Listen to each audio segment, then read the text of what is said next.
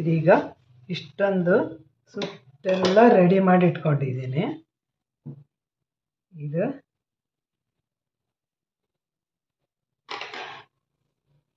ಈ ಥರ ಮಿಡ್ಲಲ್ಲಿ ಒಂದ್ಸರಿ ಮಡಿಸಿ ಆಮೇಲೆ ಈ ಥರ ಮಡಿಸಿದ್ರೆ ಫ್ಲವರ್ ಥರ ಬರುತ್ತೆ. ಇದನ್ನು ಹಾರ ಕಟ್ತೀವಲ್ಲ, ಹೂವಿಂದು ಒರಿಜಿನಲ್ ಹೂವಿನ ಹಾರ ಕಟ್ತೀವಲ್ಲ ಅದೇ ಥರ ಕಟ್ಟಬೇಕು. ಇದು ನಾವು ಗೊರಟೆ ಹೂವು ಅಂತೀವಿ. ಆ ಥರನೇ ಕಾಣುತ್ತೆ, ಯೆಲ್ಲೋ ಕಲರ್. ಗೆಂಟಿಗೆ ಹೂವು.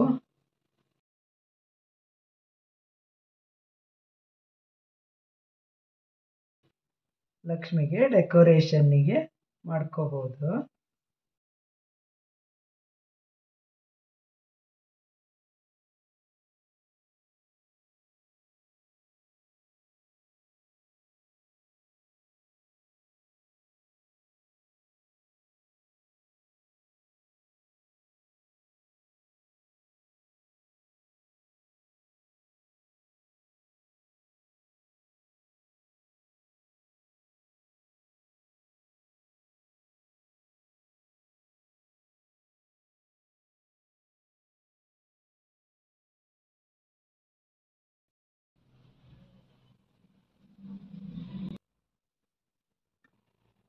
ಇದೀಗ ಈ ಥರ ರೆಡಿಯಾಗಿದೆ. ಇದನ್ನು ಈ ಥರ ಕೂಡ ಮಾಡ್ಕೋಬೋದು. ಇದು ಸ್ಟ್ರೈಟ್ ಆಗಿದೆ. ಇದು ಹಾರದ ಥರ ಈ ಥರ ಸುರುಳಿ ಮಾಡಿಕೊಂಡ್ರೆ ಇದು ಒಂಥರ ಚೆನ್ನಾಗಿ ಕಾಣುತ್ತೆ. ಇದೇ ಥರ ಮಲ್ಲಿಗೆ ಹೂವಿಂದನ್ನು ಮಾಡಿದ್ದೀನಿ. ಇದು ಎಲ್ಲ ಒಬ್ಬರು ಆರ್ಡರ್ ಫ್ರೆಂಡ್ಸ್. ಇದು ಚೆನ್ನಾಗಾಗಿದೆಯಾ? ಎಷ್ಟು ನೀಟಾಗಿ ಕಾಣ್ತಾ ಇದೆ ಅಲ್ವಾ? ತುಂಬ ಮಾಡಿದ್ದೀನಿ ವೆರೈಟಿ.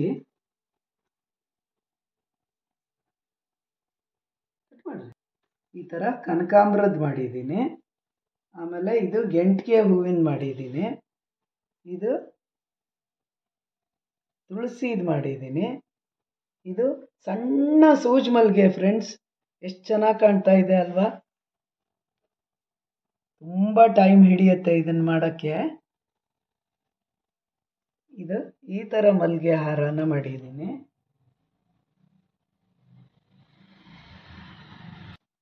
ಇದು ಮಲ್ಲಿಗೆದ್ರಲ್ಲಿ ಇಷ್ಟು ವೆರೈಟಿ ಮಾಡಿದ್ದೀನಿ ಫ್ರೆಂಡ್ಸ್. ಎಲ್ಲ ಚೆನ್ನಾಗಿದೆಯಾ? ಯಾರೆಲ್ಲ ನನ್ನ ಚಾನಲ್ಗೆ ಸಬ್ಸ್ಕ್ರೈಬ್ ಮಾಡಿಲ್ವೋ ಸಬ್ಸ್ಕ್ರೈಬ್ ಮಾಡಿ, ಲೈಕ್ ಮಾಡಿ, ಶೇರ್ ಮಾಡಿ. ಇದಿಷ್ಟು ಒಬ್ಬರದ್ದೇ ಆರ್ಡ್ರು. ಇದು ಡಿಸ್ಪ್ಯಾಚಿಗೆ ರೆಡಿಯಾಗಿದೆ ಈಗ. Thank you for watching.